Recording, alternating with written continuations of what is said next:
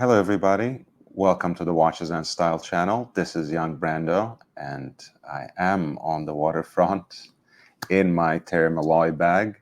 We are actually going to talk about one of Marlon Brando's watches today. It is the Vacheron Constantin dress watch that was once gifted to him by Zsa Zsa Gabor, and it is in response to a recent article about this watch published on the Robb report.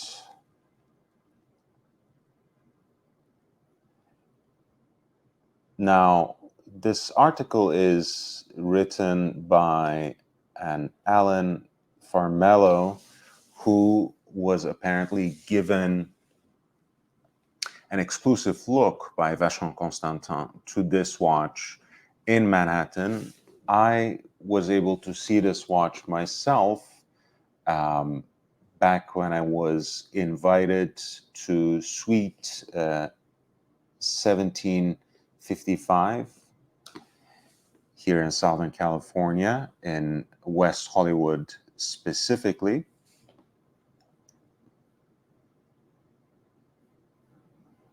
It is this particular piece right here that first came into attention when it was put on public auction by Antiquorum in New York on September 17th, 2009.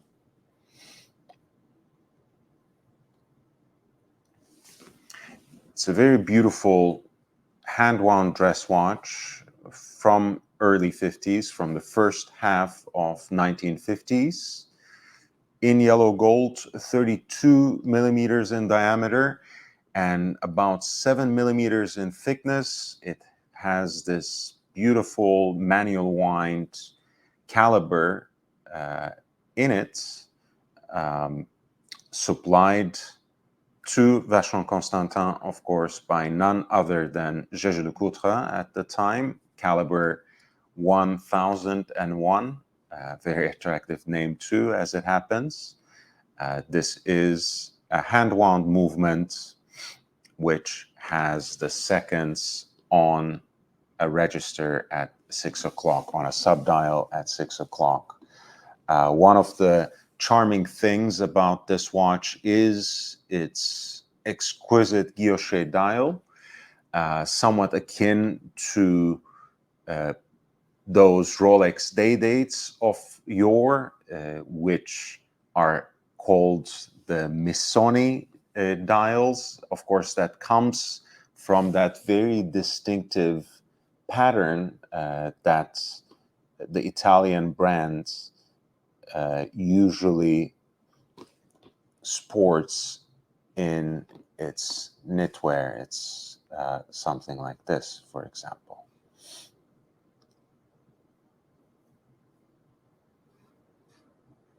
So it's a very fine dress watch that was gifted to Marlon Brando by Zsa Zsa Gabor, the Hungarian-American actress, celebrating, as it happens, the release of On the Waterfront, for which Marlon Brando would win his first Oscar. As you guys know, he won a second one for The Godfather, and that is altogether a different story. This watch is therefore also inscribed on the case back to Marlon, Love, Zsa Zsa, June 24th, 1954. So let's read a little bit from Alan Farmello and make some sense of this piece. Marlon Brando's Rolex GMT Master from Apocalypse Now is the more famous watch, but his Vacheron Constantin is arguably more interesting as a timepiece.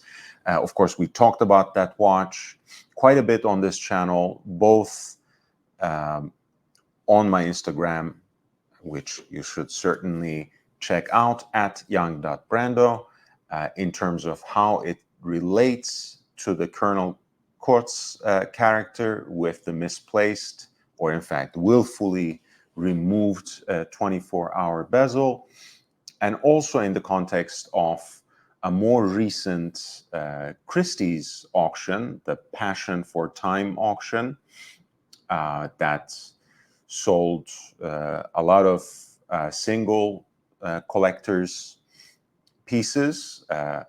One Armani gentleman by the name of Mohammed Zaman. And you'll remember that 2023 fall season Christie's Geneva auction was also at the heart of some controversy, but the two sides reconciled, came to an agreement right before Christmas, and the watch actually officially sold for more than $5 million at the time. This watch, back in that Antiquarium auction in 2009, had actually an estimated value that was set in the range between $3,000 to $5,000, and it was sold for 18,000 US dollars at the time to a mystery buyer who is, of course, now assumed to have been the Maison itself, the brand, since they hold the watch now and exhibit it pretty rigorously and quite respectfully as part of their heritage. Now, Ellen Farmello continues. Marlon Brando's most famous watch is the Rolex GMT Master Reference 1675 that he wore in the 1979 film Apocalypse Now. Missing its bezel and looking as naked and abused as Brando's cracked-up character quotes, Brando's derelict Rolex sold in 2019 for almost $2 million, and then again, and we just talked about this, in 2023 for just under $5 million. Then there's the Rolex Datejust Brando wore in The Godfather, also a rather well-known watch. But there's another lesser-known watch that belonged to Marlon Brando, while this watch can neither claim film credits nor remarkable auction results. The Vacheron Constantin is a time capsule that speaks of a younger, more feminine Marlon Brando. Now, I have a little bit of an issue with this particular phrasing. The article in general, I think, could have done with some basic editing as well, which is very strange because Robb Report is an otherwise very prestigious outlet. I'm not particularly taking offense at this because of the sexual implications of feminine. I'm sure you all know Marlon Brando, especially at the time, basically had sex with anyone and anything that ever moved. He was a pansexual, so to speak, before the term was even invented. But I think the way Farmello explains this is very curious, and I think it really betrays a profound lack of knowledge about the history of horology, or simply a pure disregard for it. So here's how Farmello makes this point. Hungarian movie star and glamour queen Zsa Zsa Gabor gave Brando this solid gold Vacheron Constantin in recognition of Brando's 1954 Oscar for On the Waterfront. It's a small, delicate, refined watch that sold to an anonymous buyer, which we assume to be the current owner, Vacheron Constantin, in 2007 for just $18,000. Now, here's the thing. If this person who actually writes quite frequently about watches on Robb Report and other platforms, if this person knew anything at all about watches, about what made for a dress watch in the 50s, he would, of course, perhaps say it is delicate and refined because that's how they were supposed to be. But it is by no means small by that day's standards. 32 is pretty much the golden standard for the time. That's why watches like the Submariner, for example, when it first came out around 1953 with a 39 millimeter case in diameter, was understood to be quite a bulky, oversized sports watch. That's why, again, from around the same time or from the late 40s, you have these oversized jumbo chronographs that are merely 37 millimeters. So a dress watch from the 50s, it's supposed to be in precious metal. It's supposed to be in or around 32 millimeters in diameter. And of course, it's supposed to be delicate and refined at 7 millimeters. I mean, again, it's quite mind-blowing on the first account that someone like Brando would be gifted a wristwatch that was dedicated to him by probably the most desirable woman of that time, of the 50s, herself on ascendance as a movie star.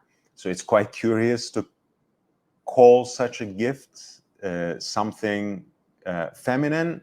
But again, we will let that slide because Brando had quite an open mind when it came to these things himself. But more importantly, that is a dress watch, nothing feminine about it. It only becomes feminine if you just learned about wristwatches today or yesterday, and you think 32 millimeters is just diminutive for a man to wear. Nothing could be further from truth, even for today. A good dress watch in those dimensions is actually quite elegant and refined. So he has a point there. And he admits this in a way, right? It's curious how we can sometimes, despite ourselves, say quite a lot that without even meaning it. This figure, both the final hammer price and the sub 3,000 pre-auction estimate, is a good reminder of just how underdeveloped wristwatch collecting was until quite recently. And as we can see, the writing on wristwatches on these kinds of distinguished outlets is also quite underdeveloped even now. Vacheron Constantin granted Robb Report exclusive permission to handle, wear, and photograph Brando's watch, a privilege we don't take lightly.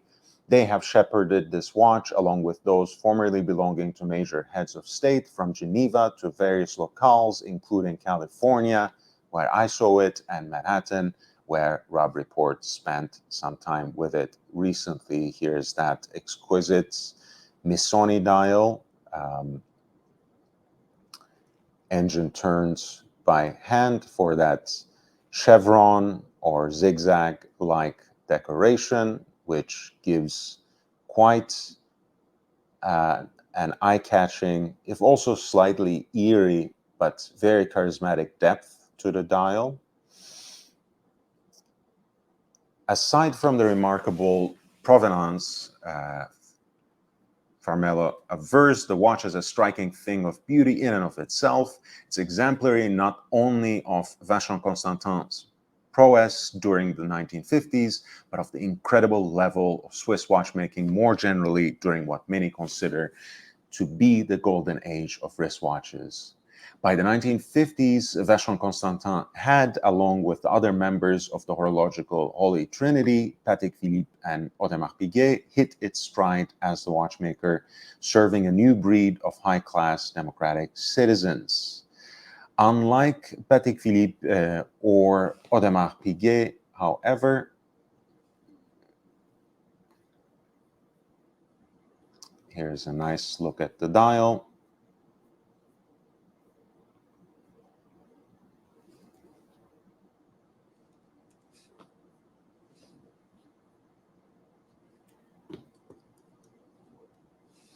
Vacheron Constantin varied its design so vastly that almost every Vacheron from this period remains incredibly rare. And there is some truth to that. I always say this, Vacheron Constantin was always the stylist between these three preeminent watchmaking houses between these three major Swiss manufacturers, and that is the kind of style, that is a kind of flair we a lot of times see in the design of the lugs.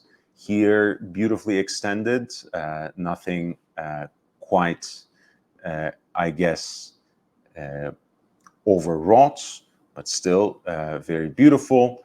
But this watch, of course, is really distinguished by its dial.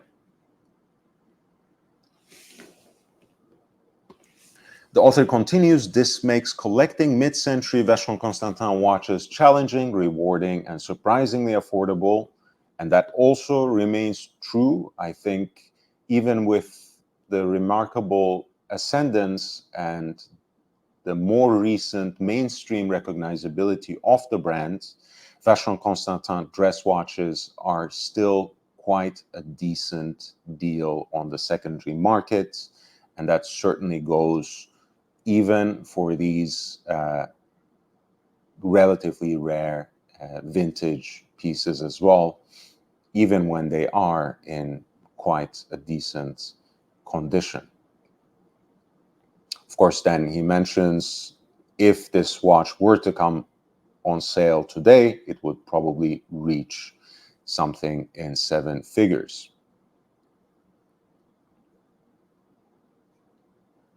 Here's a good view of the case back engraving. It's quite difficult to convey the presence of these older Vacheron Constantin dress watches. Our photographs attempt to bring some of that magic to your eye, but it is when wearing these watches that they truly reveal their charms. Again, you know, when you look at it as a spec sheet, most watches are like this, especially older wristwatches, especially if you are not used to wearing anything smaller than 39, 40 millimeters in diameter on your wrist.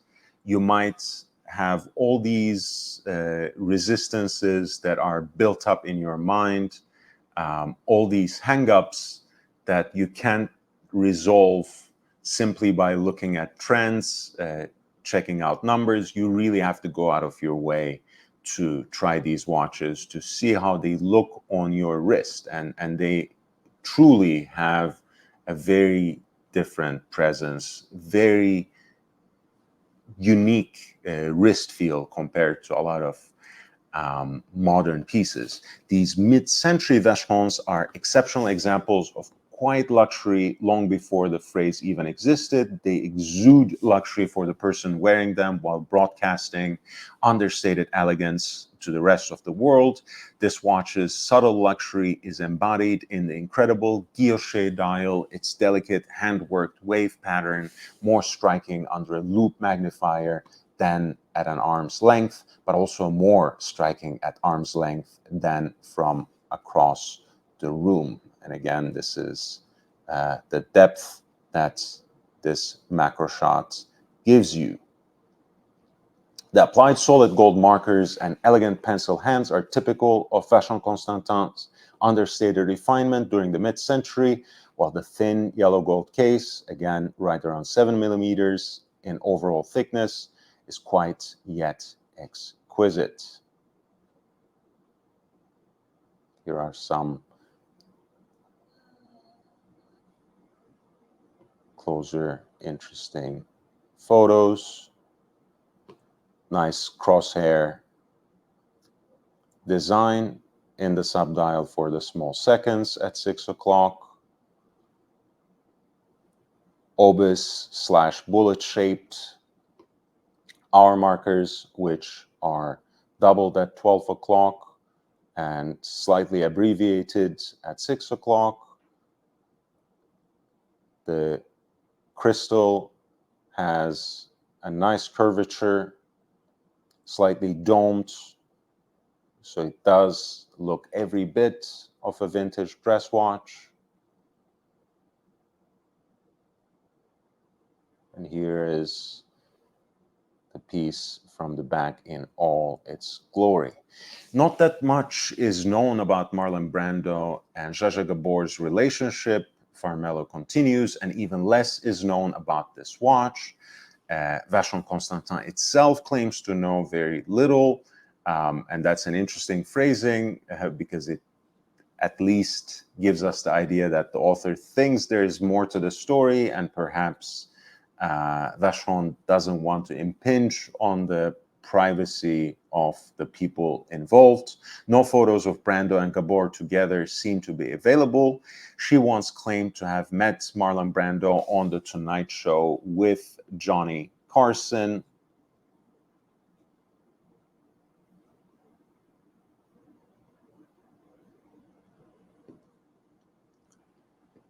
Which got its start in 1962. So this is clearly not a correct account, given that she has gifted this watch for the release of On the Waterfront, which is in 1954, and which is the date that signs the personal message on the case back.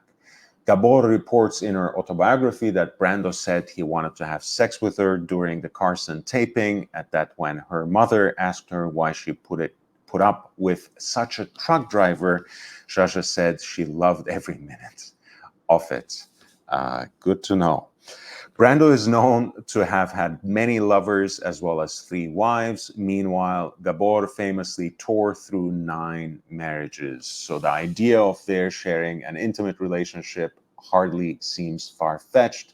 And yet the engraved watch, a rather formal gift commemorating Brando's Oscar, it says here, I believe the movie was actually released on this date.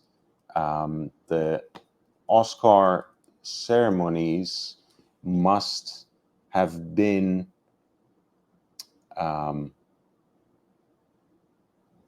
perhaps a little later. I believe they were in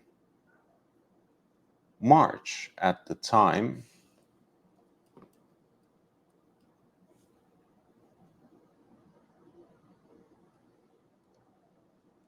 So Marlon Brando actually, I think, wins the Oscar for On the Waterfront in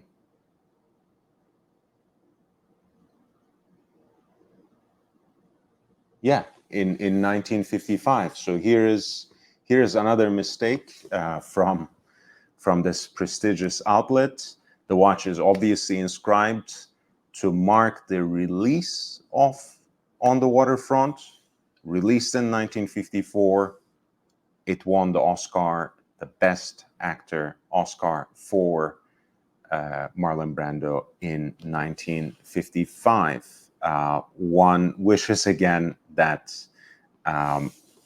when people write articles for such prestigious outlets, they take a little more care, that they actually do their research properly and don't only put so much emphasis on the exclusive access they were granted, either because of the size of their own personality, or for the prestige of the institution they represent. But here is Marlon Brando's Vacheron Constantin from the first half of the 50s, a stunning dress watch, 32 millimeters in diameter, in 18 karat yellow gold, with quote-unquote Missoni dial, guilloche decorated, engine turned by hand with this zigzag slash chevron or even wave motif across the dial for some intriguing depth, powered by caliber 1001, hand wound, small seconds on the subdial at 6, supplied by jaeger-lecoultre exclusively to brands such as Vacheron Constantin and Audemars Piguet. And it's a watch that was sold on public auction last time in 2007 to a mystery buyer for a mere $18,000, and that mystery buyer, we can safely presume, was Vacheron Constantin itself, and they are nowadays proudly exhibiting this watch all around the world, including on such distinguished press outlets. Thank you again for being with me. I think this is a beautiful watch, certainly worth seeing in person, even if it is behind a window case. So if it ever tours again, or if it is displayed in your quote-unquote local Vacheron boutique, please go and check it out. You'll be charmed by it even from a certain distance, just as one is completely overtaken by the strength of Brando's performances in a lot of his movies, even in his absence. If you have liked the video, if you have learned something from it, please hit the like button. If you enjoy the content, and if you're interested in content related to watches and men's style, stay tuned and please do subscribe. Spread the word far and wide and help me grow this community. But most importantly, don't forget to check out the next video. And until then, stay safe, stay healthy, wear and enjoy your watches. Goodbye.